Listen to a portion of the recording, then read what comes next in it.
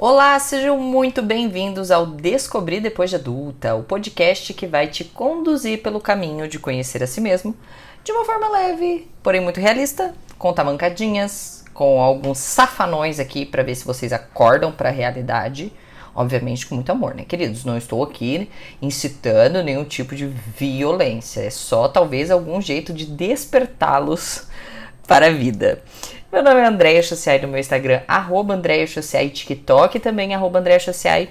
Você pode conhecer um pouquinho mais sobre mim, então aproveita e já me segue por lá.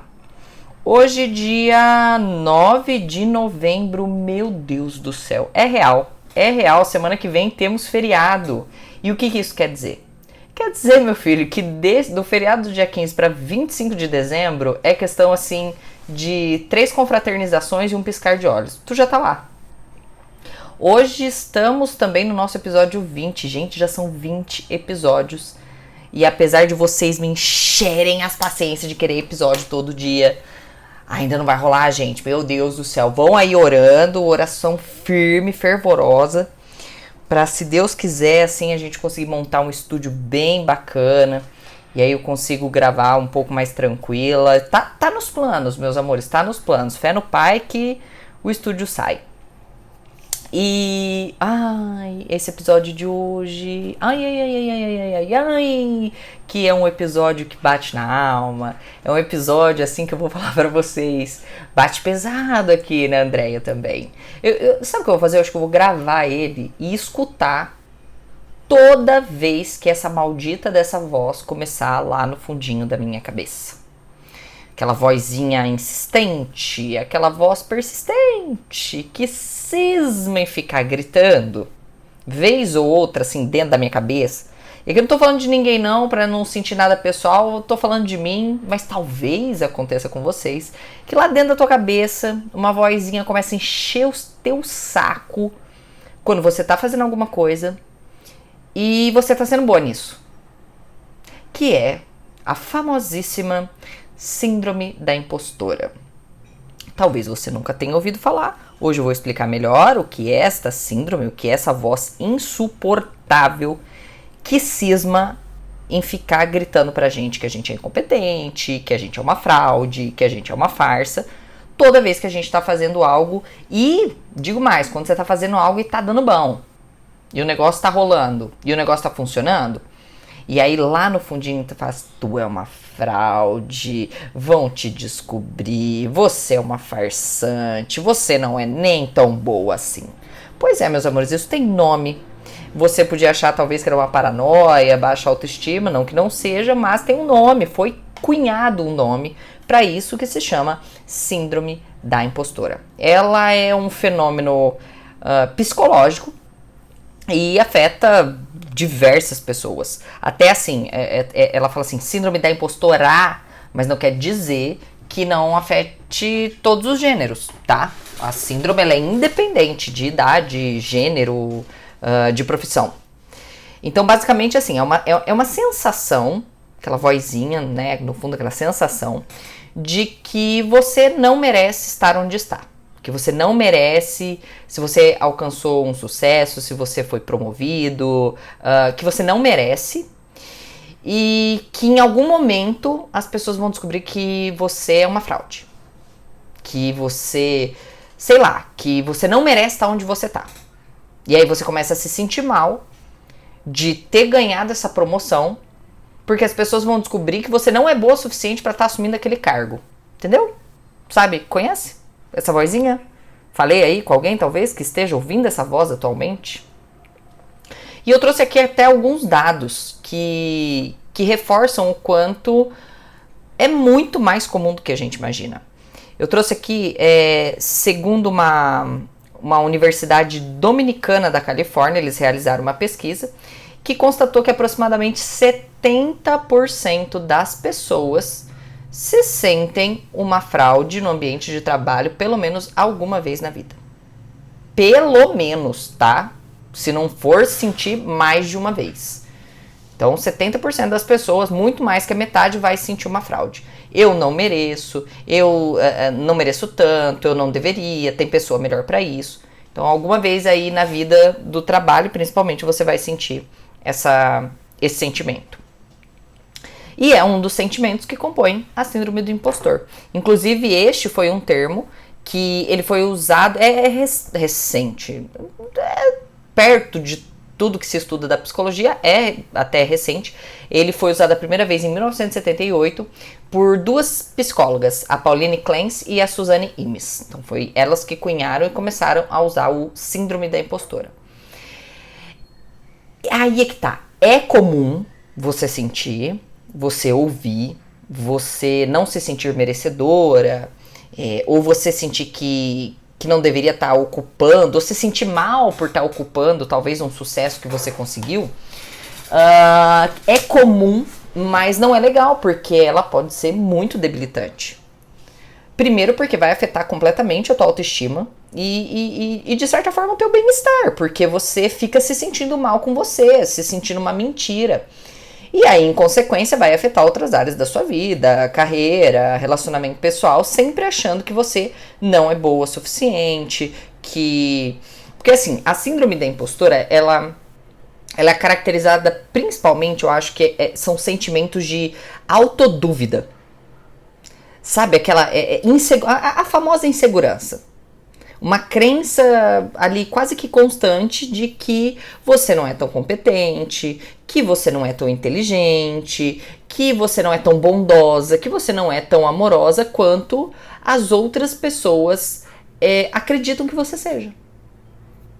Inclusive, eu sei, assim, e já convivi algumas vezes com esse sentimento, com pessoas ao meu redor com esse sentimento. Algumas pessoas, elas, na verdade, elas criam uma dificuldade muito grande de internalizar algo que elas conquistaram. Do tipo assim, eu conquistei isso porque eu me dediquei, eu fui boa, eu dei tudo de mim. E aí elas começam, tipo assim, a atribuir o sucesso pra fator externo. Então, eu consegui isso. Menina, foi sorte.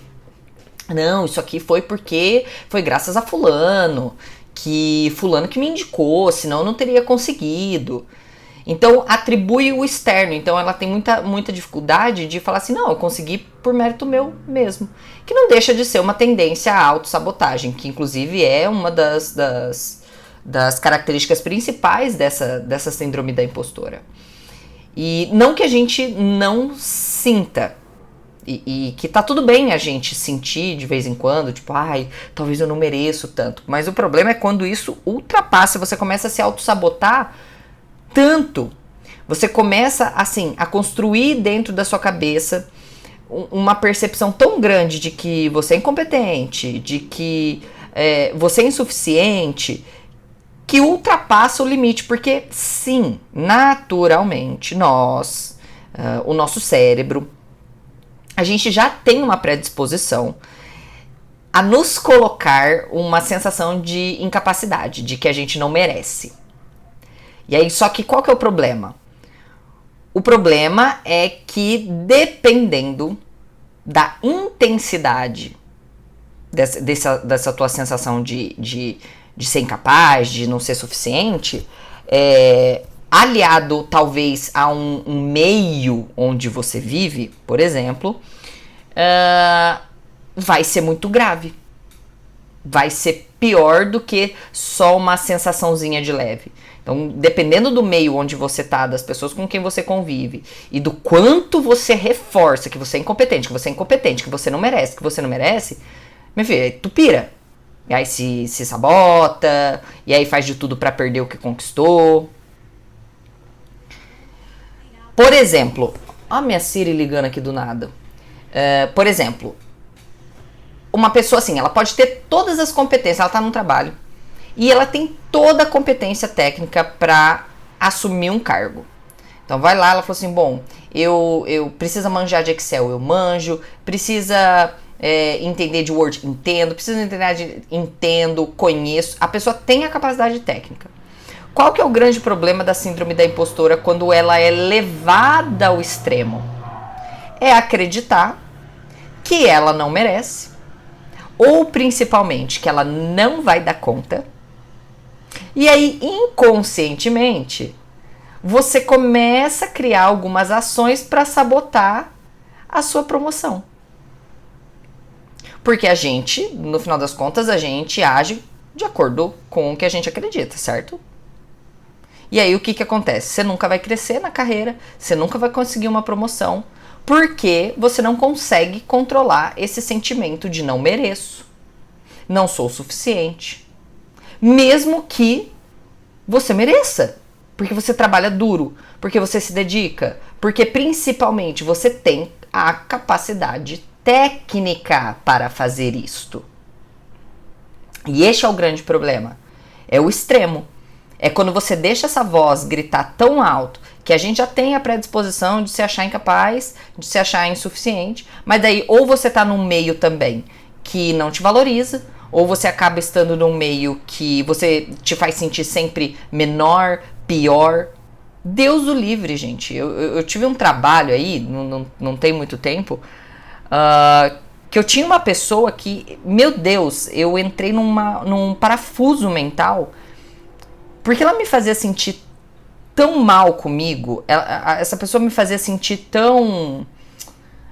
como se eu fosse tão errada, no meu jeito de ser, não na minha capacidade técnica, no meu jeito de ser, que eu cheguei a questionar, assim, a minha sanidade. E aí eu penso, a gente já tem a predisposição a achar que não merece, a achar que não é suficiente. Se você tá num lugar que as pessoas ainda te ajudam a acreditar nisso, tu vai se sabotar ao extremo. E aí você acha sempre que você não merece. Ah, não vou nem lutar por essa promoção aqui porque eu não mereço. Eu não sou boa o suficiente. Eu sempre friso que é muito bom a gente saber da nossa insignificância. É ótimo, a gente precisa ter noção da nossa insignificância, que a gente é insignificante, que em alguns casos a gente não vai ter valor, que em alguns casos a gente não vai ser importante.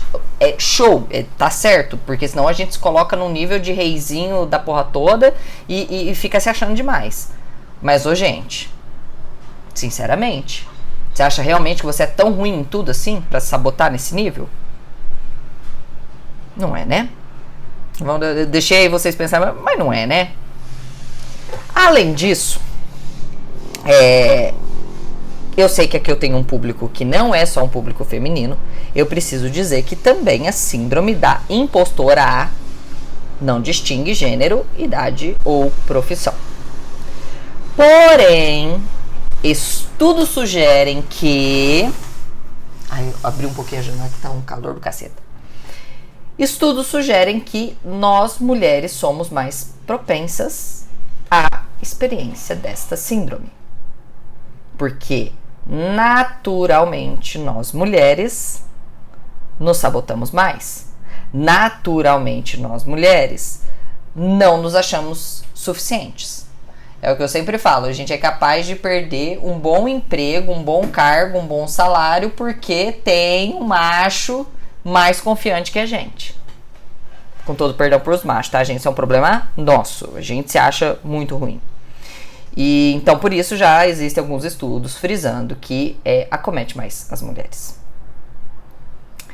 E existem alguns fatores, tipo perfeccionismo, dificuldade de aceitar as próprias conquistas, comparação constante, que vão aumentar o risco de desenvolver essa síndrome. Então é o que eu falei, naturalmente a gente tem na nossa cabecinha que a gente não é suficiente, que a gente às vezes não merece, é natural do nosso cérebro. E ok, a gente tem que entender da nossa insignificância. Porém, em alguns casos, dependendo de quem está à sua volta e o meio onde você está, a dificuldade que você tem porque você é muito perfeccionista, ou porque é muito difícil para você aceitar que você acerta, ou principalmente um grande vilão da autoestima, que é a comparação, faz parte demais do seu meio. E aí, meu amor, você nunca vai sentir que tá boa. Não, porque é fulana que merecia estar aqui, porque eu nem vou tentar essa promoção, eu nem vou tentar essa vaga, eu nem vou tentar falar com fulano porque tem a ciclana, que ela é muito melhor, ela é mais bonita, ela é mais inteligente, ela comunica melhor.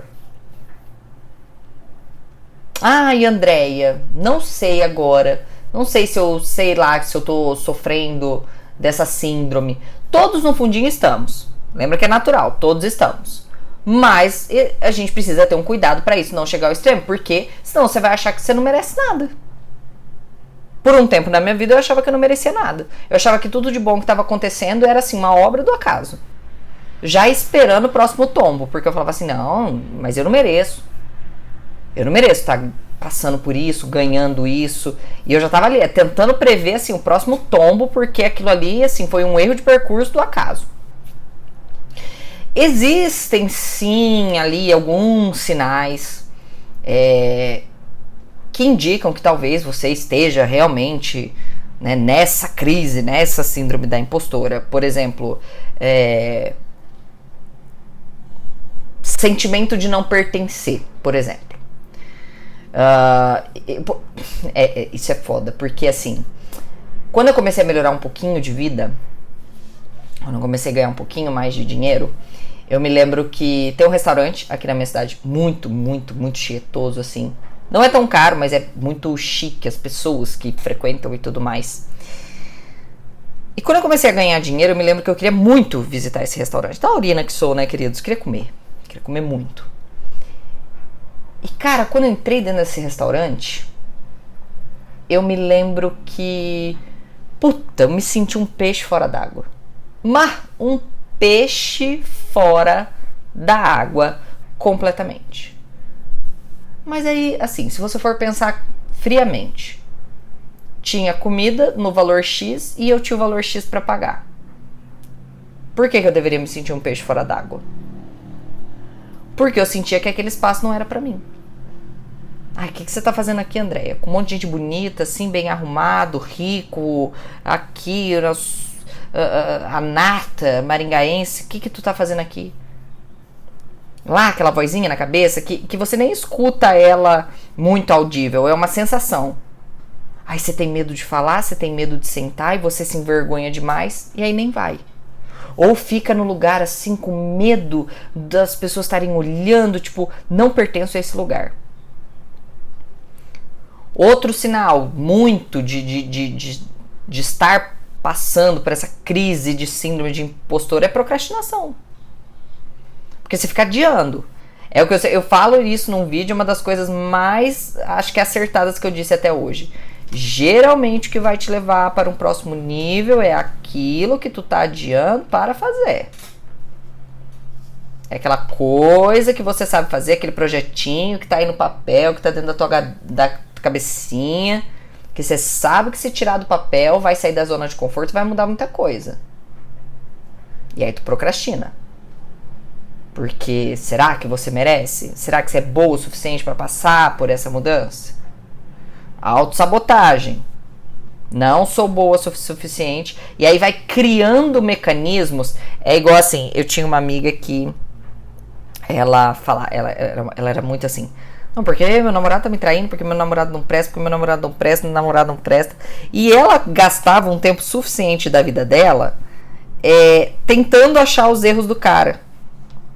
Pra se provar, do tipo assim, tá vendo? Falei pra vocês que ele não prestava. É a famosa autossabotagem.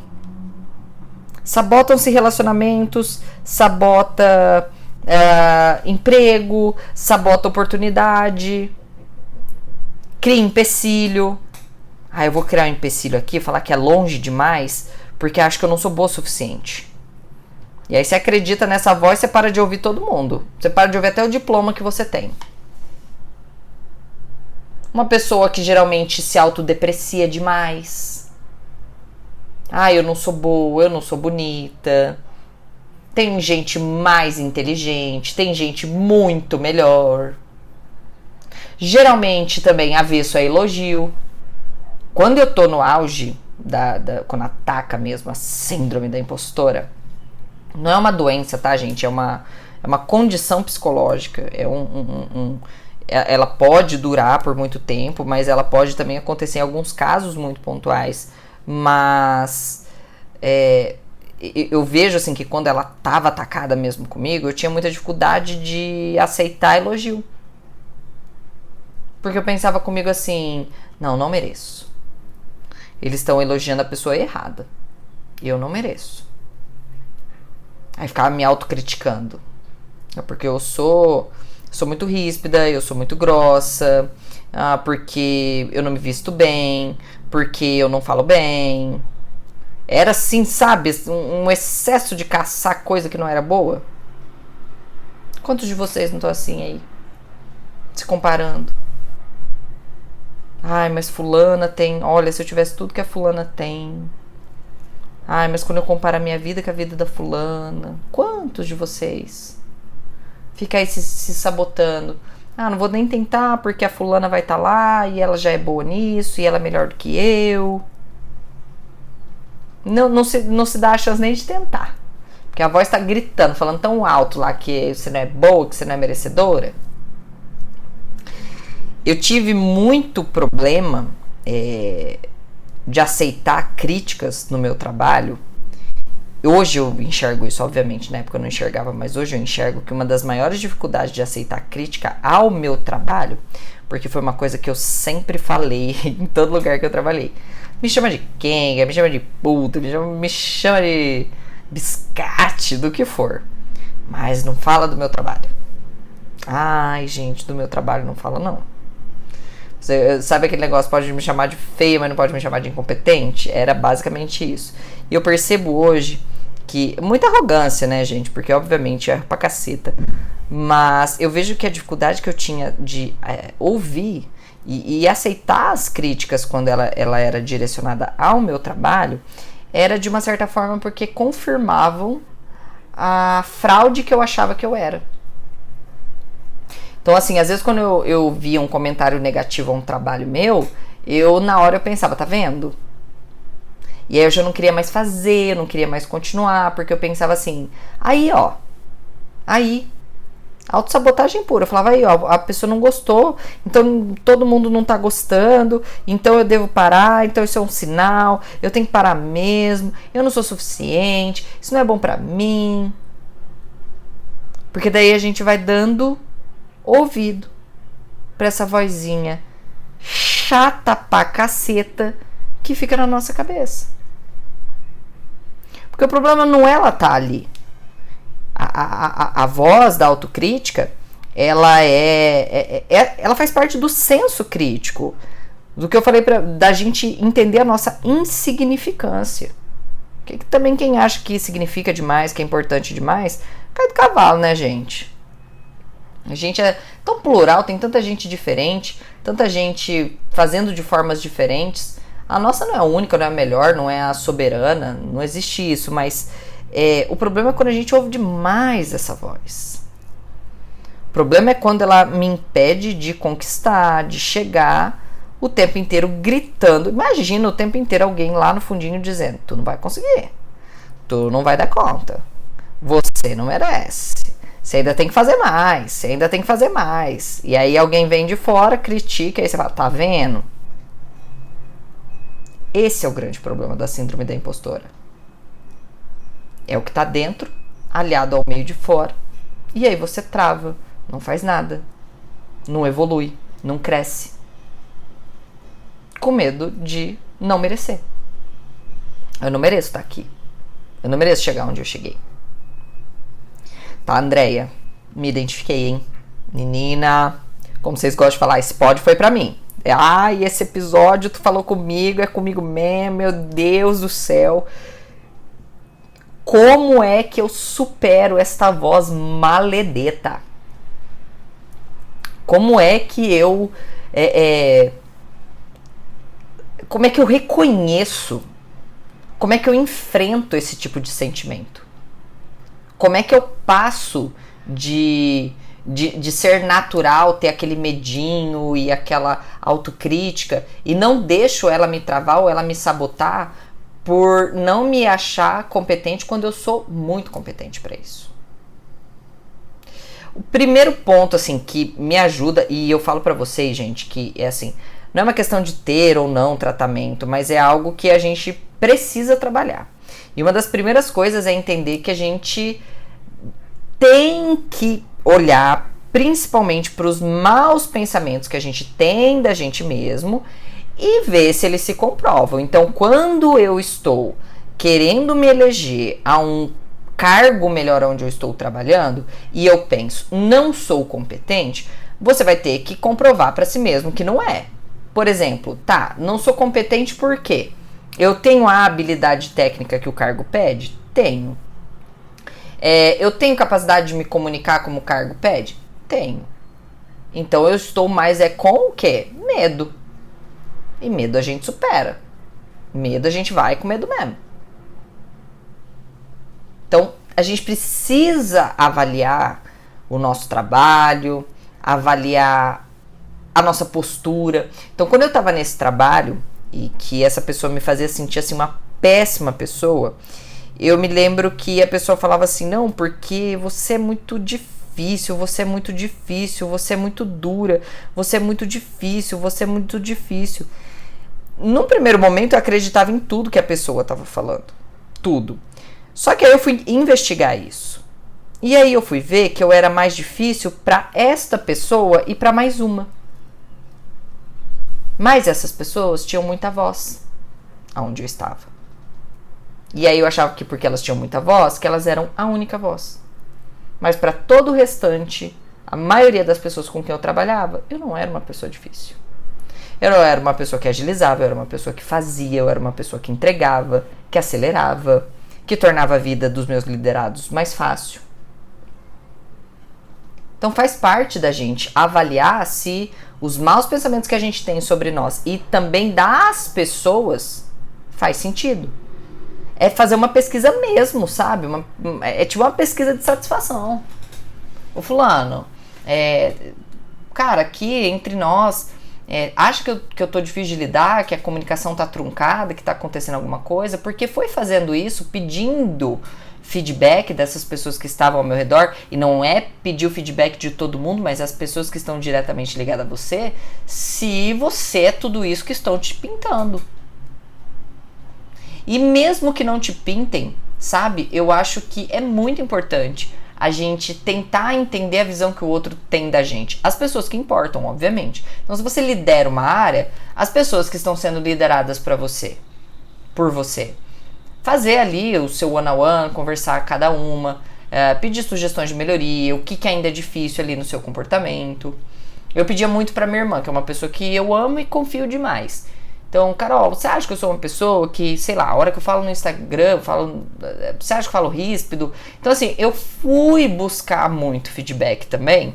Pra quê? Pra tentar calar a voz. Pra toda vez que ela fosse falar assim, não, filha, eu sou merecedora sim. Essa vozinha aí é só medo. Isso aí no fundinho, filha, é só medo.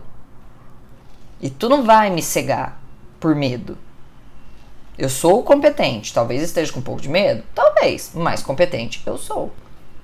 Então, se eu atingi, se eu cheguei onde eu cheguei, se eu lutei para chegar nesse lugar e cheguei, é sim mérito meu. Tem pessoas que me ajudaram e elas vão ter o agradecimento de acordo, mas a grande maioria do mérito é meu. E existe uma grande diferença quando você internaliza isso e se vê como merecedora. Porque indica uma baixíssima autoestima você achar que nunca você merece. Que nunca algo bom quando acontece pra você deveria estar acontecendo. Porque tinha que acontecer pro outro, porque você não é bom o suficiente, porque você não merece, que é obra do acaso, que é obra disso, daquilo outro. E, obviamente, sempre que possível, procurar ajuda dos profissionais da cabecinha. Um psicólogo, um psiquiatra, pessoas que vão ajudar também a te conduzir nessa jornada de forma mais individual. Percebeu que está se sabotando demais, percebeu que está difícil, assumir que você é boa, assumir que você pertence, assumir que você é digna, assumir que você é merecedora, tem alguma coisa muito errada aí. Tem. E geralmente esse sentimento vem de pessoas que estão fazendo muito. Pessoas que estão entregando, pessoas que são competentes, pessoas que são boas de coração, pessoas que são queridas. Mas porque alguém falou, ou porque deu voz demais a essa vozinha insuportável, tá se achando um merda. O exemplo da pessoa que quer usar as redes sociais pra fazer um marketing mais pessoal, para criar um conteúdo, e aí fica, não, mas eu não sei fazer, mas eu não sei gravar, mas vão pensar, mas eu não sou boa para falar. Eu não era nada disso, gente, eu não sabia nada disso, não fiz curso nenhum para começar na internet. Eu comecei, vocês pegaram meus primeiros vídeos, se tiver paciência, que tem muito vídeo no meu feed. Mas se vocês pegarem os primeiros, vocês vão rir da minha cara. Meu Deus do céu. Eu lembro que eu colocava um óculos enorme na cara, porque pra mim parecia que servia como uma máscara, pra eu me esconder, não sei do que, gente, a louca. Pra me esconder. Via aqueles vídeos, eu falava, puta coisa feia, horrorosa, credo. Mas é a nossa cabeça, toda hora.